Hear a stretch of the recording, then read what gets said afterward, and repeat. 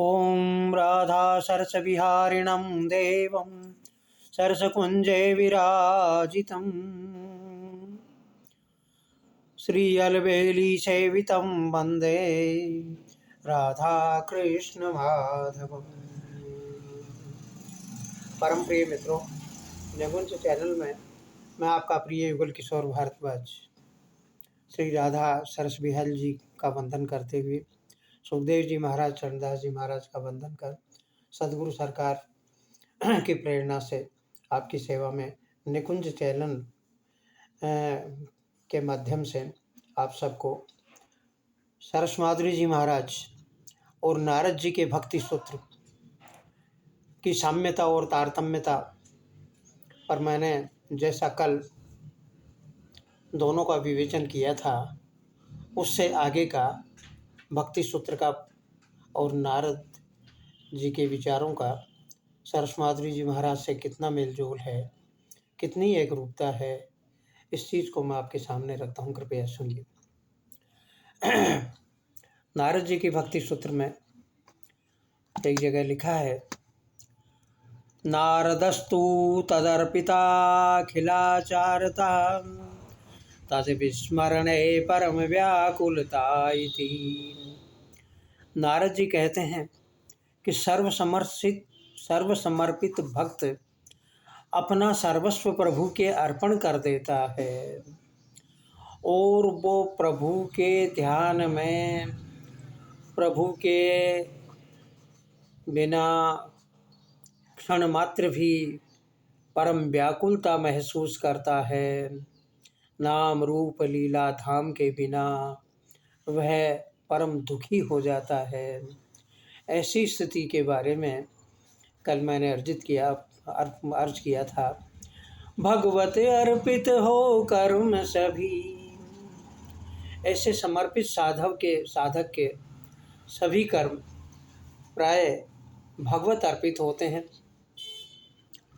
इसीलिए भगवत अर्पित कर्मों का कोई दोष नहीं लगता और उससे कोई कर्म नहीं बनते, कर्मों का दोष नहीं लगता, ऐसा माना जाता है।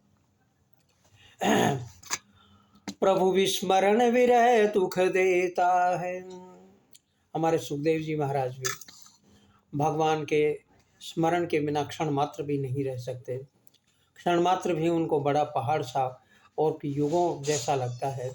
इस तरह प्रभु विस्मरण जो विरह देता है, विरह ही भगवान की भक्ति और प्रेम का उदय करता है।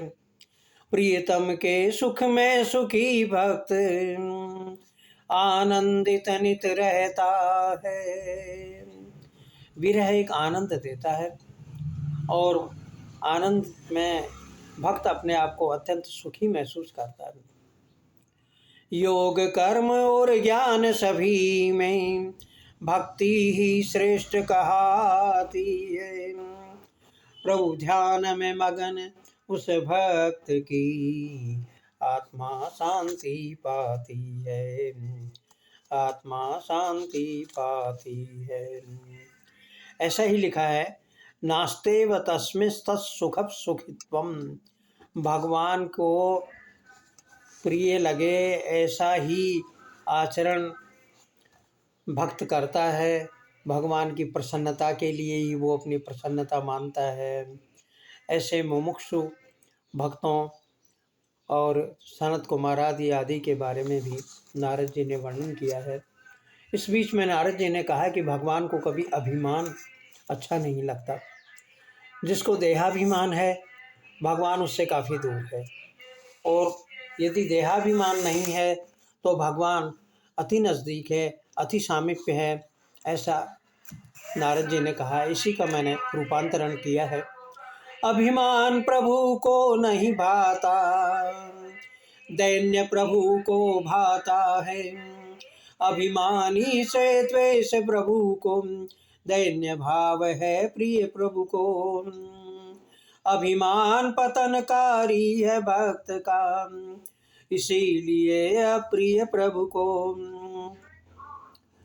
कुछ कहते श्रेष्ठ ज्ञान ही है, कुछ दोनों को श्रेष्ठ बताते। अन्योन्याश्रयी है ज्ञान भक्ति, कुछ सारी से है बतलाते। दोनों का अन्योन्याश्रय संबंध है। ज्ञान के बिना भक्ति नहीं होती, भक्ति के बिना ज्ञान नहीं होता। दोनों की एक रूपता है। इसको जड़ता पूर्वक ये स्वीकार नहीं कर लेना चाहिए कि ज्ञानी कोई अपराधी होते हैं और भक्त कोई महान होते हैं।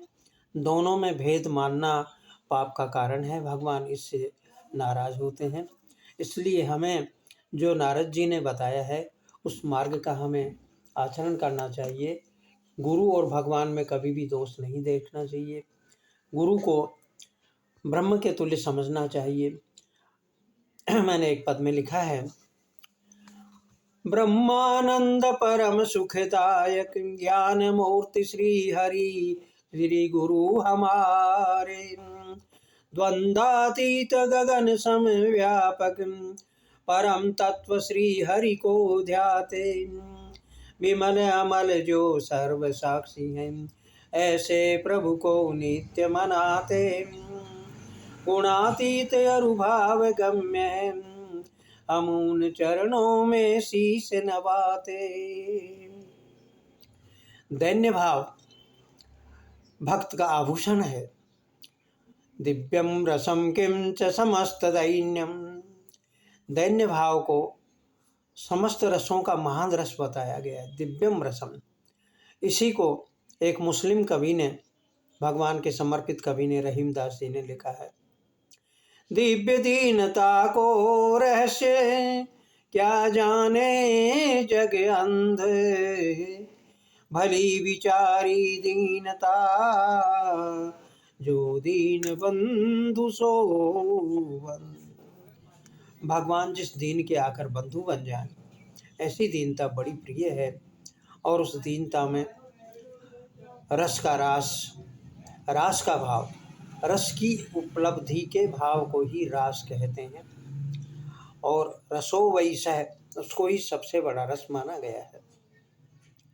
इसलिए मुमुक्षुजन निरंतर भक्ति करते हैं। मुमुक्षुजन जो भक्ति चाहता, मुमुक्षु कहते हैं मोक्ष मुक्ति, मोक्ष